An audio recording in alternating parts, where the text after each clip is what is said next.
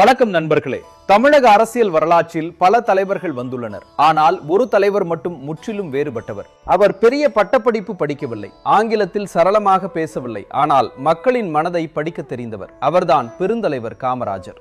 1903 விருதுநகரில் பிறந்த காமராஜரின் சிறு வயது மிகவும் எளிமையானது. குடும்ப சூழ்நிலை காரணமாக 6ஆம் வகுப்போடு அவர் பள்ளி படிப்பை நிறுத்த வேண்டியிருந்தது.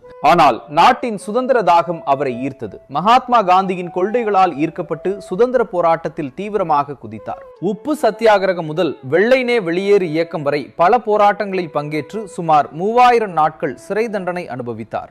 1954 தமிழக முதலமைச்சராக பொறுப்பேற்ற போது கல்வியறிவு குறைவு மற்றும் வறுமை என அவர் முன் பல பெரிய சவால்கள் இருந்தன. மாடு மேய்த்த சிறுவனிடம் அவர் கேட்ட சாப்பிட வழி இருந்தால் பள்ளிக்கு வருவாயா என்ற கேள்விதான் உலகமே வியந்த மதிய உணவு திட்டத்திற்கு வித்திட்டது. ஆயிரக்கணக்கான புதிய பள்ளிகள், மதிய உணவு திட்டம் என தமிழகத்தில் ஒரு மாபெரும் கல்வி புரட்சியையே அவர் ஏற்படுத்தினார். வைகை, சாத்தனூர் போன்ற அணைகளை கட்டி விவசாயத்தை செழிக்க செய்தார். தமிழகத்தின் தொழில் வளர்ச்சிக்கும் வலுவான அடித்தளம் அமைத்தார்.